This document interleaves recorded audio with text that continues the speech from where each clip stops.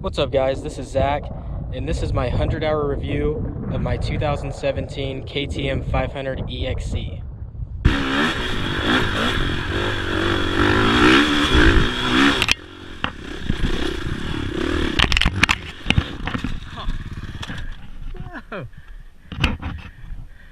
So welcome to the channel guys. I'm going to give you a quick run through of the ins and outs of what I've experienced with this bike, and I've ridden it the last couple days, yesterday and today, and you know, I didn't bother washing it. I want you guys to see this thing in its raw form out here. I'm on one of my favorite single track trails. This is kind of where it starts.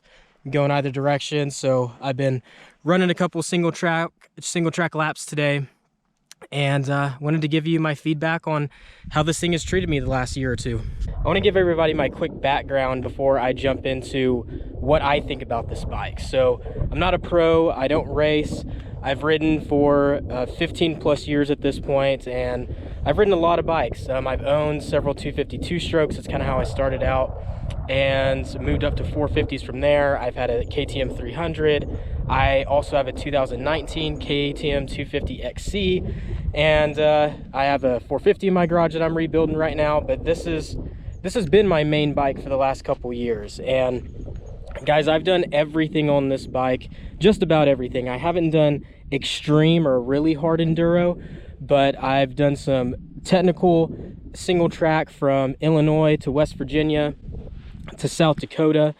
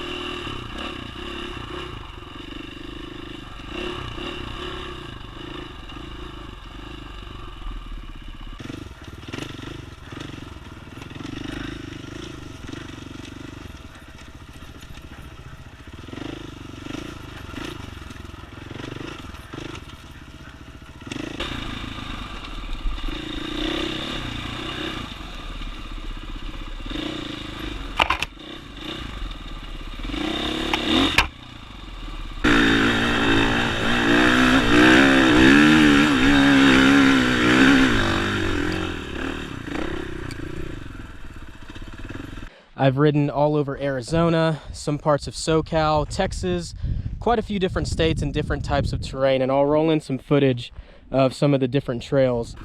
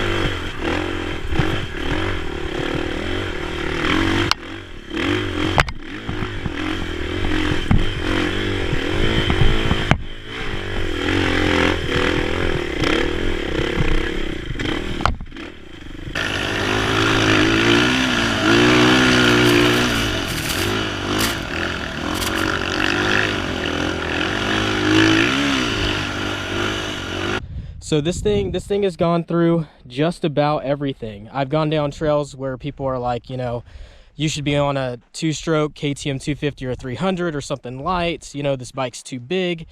And guys, I have done everything. And if you talk to KTM 500 owners that have their bike set up correctly, they'll also tell you it can do anything.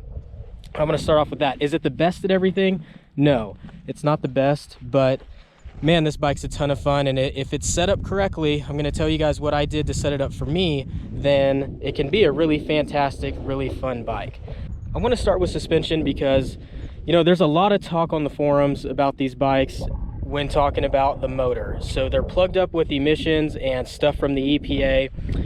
And I'm gonna get into all of that, or a little bit of it, what I did and what I chose to do. But let's talk suspension, because this bike was okay in stock form. I was not super impressed with how it handled it. It had a stink bug feel. It was undersprung. It's undersprung for just about anybody that I've ever talked to that has ever ridden this range of EXC line. And it was just mushy in the front. It would blow through corners. I couldn't get the sag right. I was too heavy for it. I'm right around 200 pounds with gear.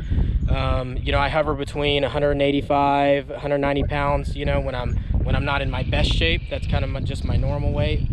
And it was mushy. It just didn't handle well. So I always go back and forth on what I think the top 2 or 3 mods should be for these bikes. And for me, it's suspension and, you know, uncorking the motor or getting it to run right. So those are the 2 main things that I focused on, because after riding a bunch of 450s for many years and that being kind of my go-to bike for the desert, this thing was just slow. It lacked power in the mid to upper RPMs for me, and it didn't climb hills as well. It has a ton of torque, so for a trail bike, sure, it was fine. But guys, I ride out in Glamis. We do some monster hill climbs that I'll probably put in this video as well, so you can kind of see what I've done with this bike.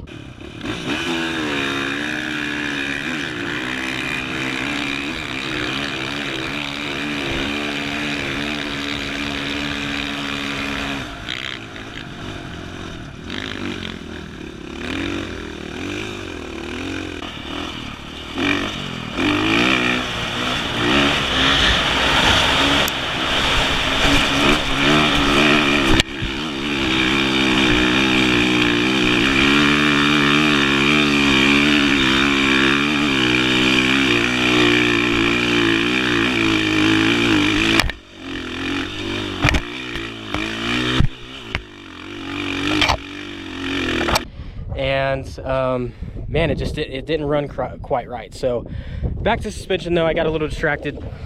I went with Kref Moto, and it has been amazing. So they're not the cheapest suspension company out there, but it completely transformed this bike. It is the most comfortable and plush and best handling, best performing as far as suspension goes bike that I've personally ever ridden, because it's set up for me, of course. Might not be great for everybody, but Kref will do you right. I'll do another full review on Kref Moto, but the revalve control works. I ride this in rocky, you know, nasty single track and Jeep trails to fast open desert hit and whoop.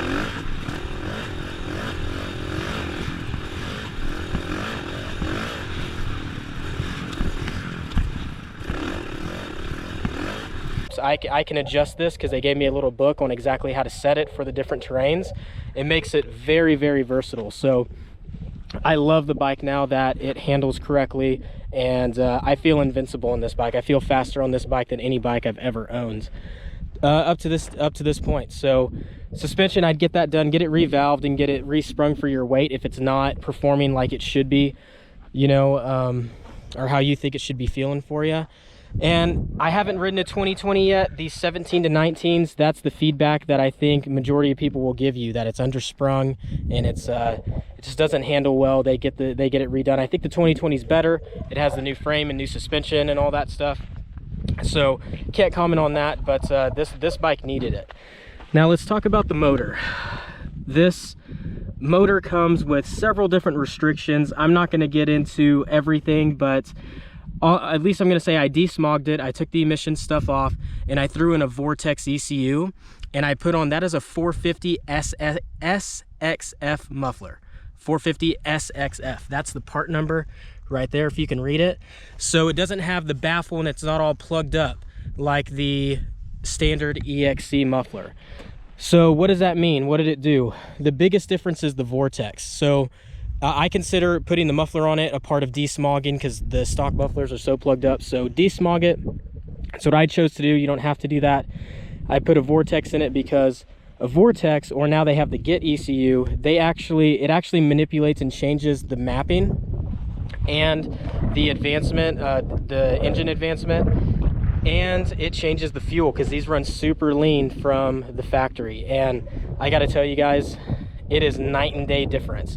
You can, of course, I'm not going to quote any specific dynos. You can see 1,000 different dyno charts out there, and there's a lot of different variables. I get that, but it legit adds 5, 10 plus horses just doing that mod. I know that sounds ridiculous, but they are so plugged up, and you can't get your stock standard ECU in the US remapped. You have to go with an aftermarket ECU. So now this thing screams. It runs more like a 450. It has the power to do just about anything an average rider can, except for you know some monster hill climbs, or if you're drag racing your buddies in Glamis, let's say, up huge sand dunes. Yes, you can always want more out of this bike, and I might do some stuff like that later, like throw a cam in it, but it runs great. So one thing to note, if you're a 450 guy, this has a little bit less compression, and the cams are supposed to be milder. But this is actually, I know it's a KTM 500, it's actually 510 cc's, so you got 60 more cc's than a 450. I think that's why it has a little bit more torque, and it doesn't rev quite as fast as a 450, but this thing moves for single track and fast desert. It's great. And one reason I went with this bike is because it has a 6 gear, where, man, my dream bike is probably a KTM 450 XCF with a 6 gear. If that existed, I might not have bought this 500, to be honest. This is the only big bore, in the KTM lineup that has a 6 gear. So the 350s, the XCF and the 250, as far as I know, has a 6 gear, but they don't put a 6 gear in the 450 XCF, and I wish they did, but they probably know they'd sell less 500s if they did that. But anyways, this is 50 state street legal. XCFs aren't. I live in a state where I could get an XCF street legal, but not everyone can do that. So that's why a lot of us end up with these 500s. So now it screams. I love the motor. It's great. The suspension is great. Those were the two main things that I was extremely happy with, and really happy that I changed. And if you're like me, you're riding terrain like me, and you want as much power as you can, that's probably that's a good way to go to get it. Now, third thing, that this is almost a must no matter what, you have to change the tires. They come with TKC 80s that I crashed so many times.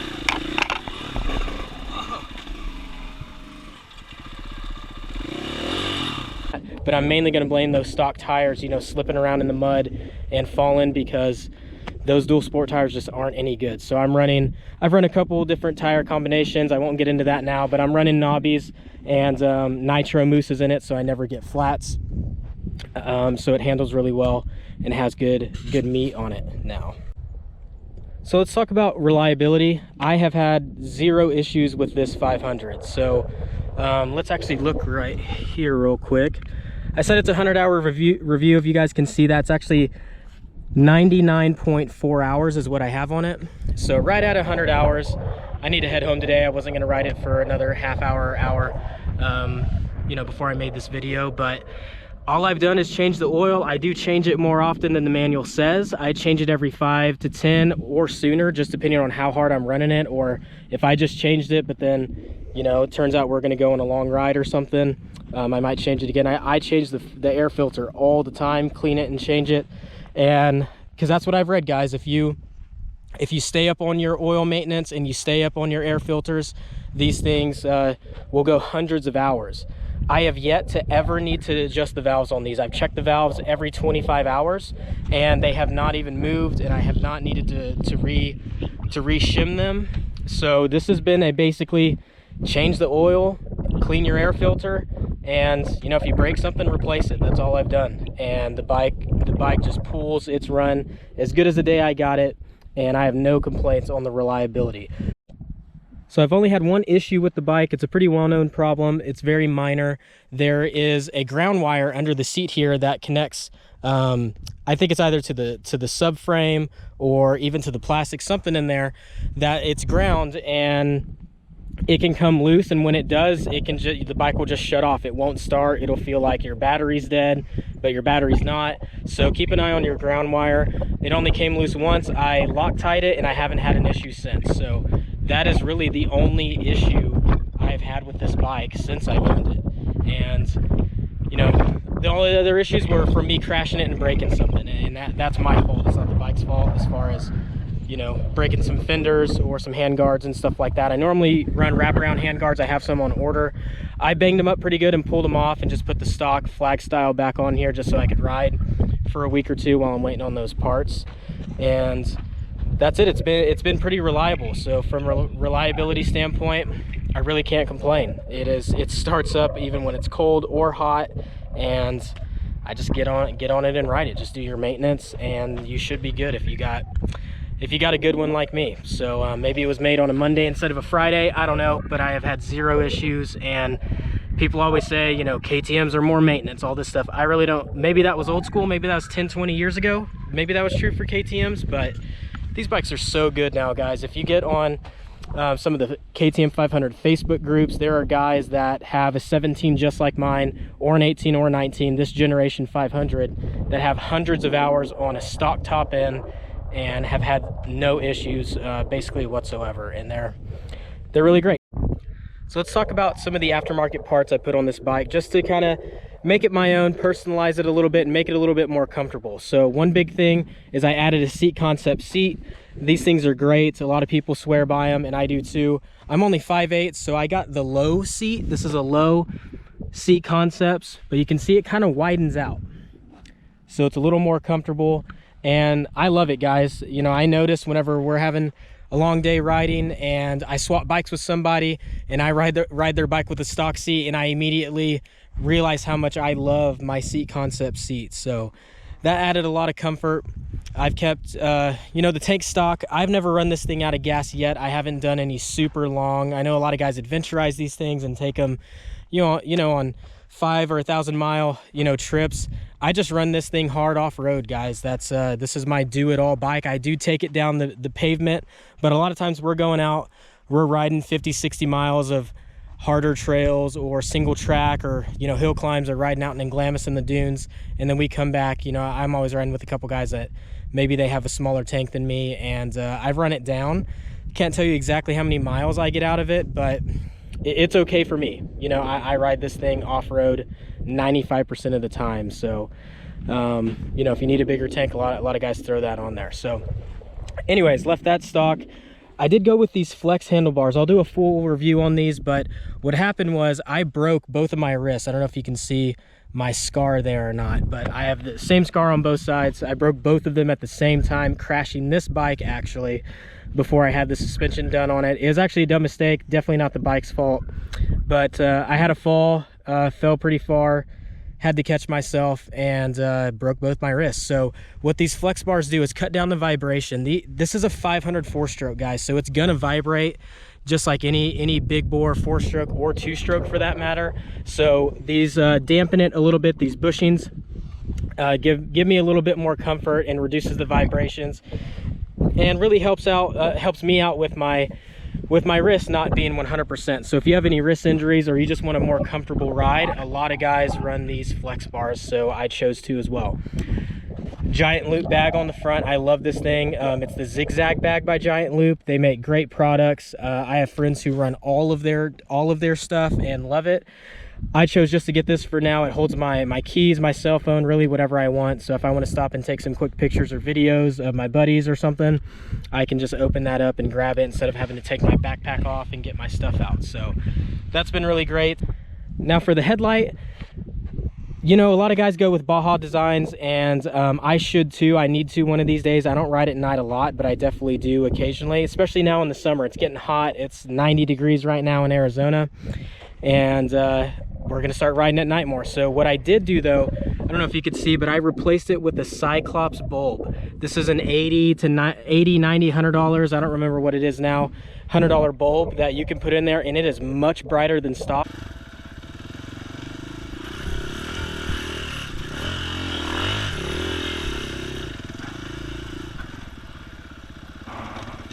So if you don't want to spend hundreds of dollars on a really nice setup, the Baja, like the Baja designs, the Cyclops bulb is really good. So that was worth the money for me. That is expensive for a stupid light bulb, but the stock KTM bulbs are just really bad, and it's hard to ride at night with a standard bulb. So that's what I went with. So I went with the Bulletproof Designs disc guard. It's working great. Polysport plastics. That's what I use on both sides of the engine sides there, the clutch cover and the stator cover. And I'm not gonna name the company of radiator braces that I use, but I put them on there. They didn't quite fit right, but they've worked. I did bend the radiator with like a couple of hours on this bike. I was riding in Illinois, hit some mud, fell on a log, and bent it when the bike was almost brand new. So it's never leaked at all. I just put braces on and forgot about it. I've crashed this thing like crazy. I've rolled it down mountains in South Dakota and all kinds of stuff. The bike has taken a beating, guys. I don't ride this lightly. This is I think my third set of plastics, and you can see, you know, just how scraped up and everything is. This bike has taken some really good falls, and it just keeps on punching. It's been a great machine. Another thing I did is upgraded the back, because if you've seen the stock ones, they hang really low. This little bracket that holds on the brake light and the blinkers. So I swapped it to a new bracket that had a smaller light with integrated blinkers, and it was really great. I got it on eBay. I don't remember the guy's name at this time. If I can find it, I'll put a link in the description. And it worked awesome, but what happened was I didn't have my rear suspension quite stiff enough, and I was running a paddle out in Glamis, and the paddle and that connected, and it ripped it off and went flying over my head. I could probably put that in this video as well.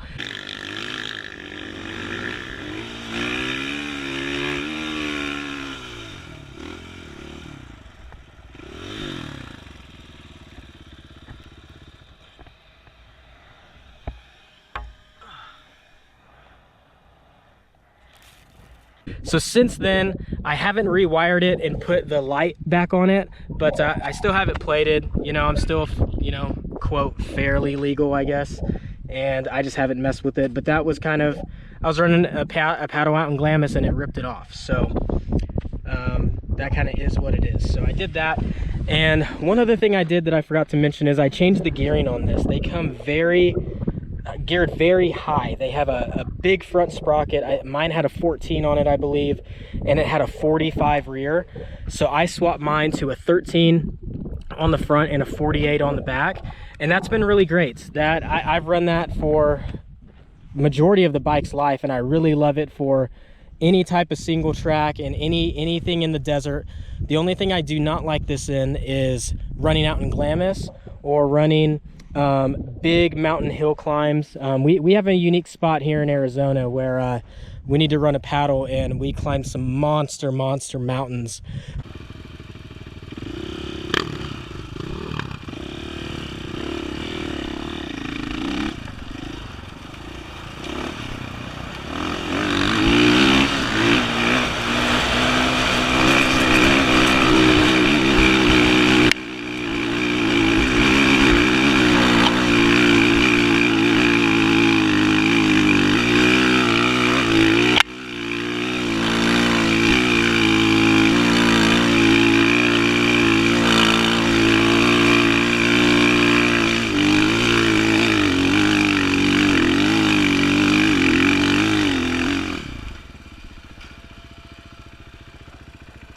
But anyways, I throw a 50 on the rear for that because it couldn't really pull fourth gear on any of the stuff out in Glamis or any of the really crazy wide open hill climbs where you're kind of just pinning it and trying to beat your buddy up the hill. The 48 didn't quite do it. So I run a 50 in those scenarios, but I know a lot of you guys aren't doing that kind of stuff. So 1348 has served me very well.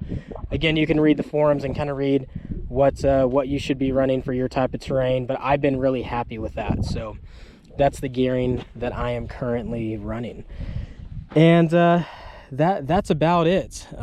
This bike has been great for me. If you guys have any questions, leave some comments down below. Please subscribe if you like this. I'm going to do some reviews again on maybe some of the tires I'm running, but definitely the flex bars. I know a lot of guys, not everyone, but a lot of people, when I roll up or you know, I make new friends, we go ride, they ask me how I like this Kreft suspension, because a lot of people with the Explorer forks and the PDS is amazing. A lot of people knock it, but it needs to be set up correctly, guys. It needs to be balanced and well set up. And people ride this and go, guys who love linkage and swear by it, they ride this and go, holy smokes, I can't believe this is PDS. And if you don't know what PDS is, that means the shock mounts here to the swing arm. It doesn't have a linkage hanging down low. So there's pros and cons to both, and everyone has an opinion on it. I could tell you what though, guys, after Kref set this up, I haven't ridden a bike in the whoops and in the desert and the things that I do that handles better than this. It's really great. So you can see bike's pretty dirty. It gets beat up on. I ride it a lot. I love it. And yeah, I'll do some other side videos just going into some more explanation on a couple things and a couple products that I bought. But man, again, if you get this in stock form, I wasn't happy with it. Setup for me, this bike is amazing. It'll do anything. It's not the best at everything, but it will do anything. And that's saying a lot. So once again, if you guys have any questions, please post your comments down below. Subscribe if you liked what I covered here, and I'll see you guys out on the trail.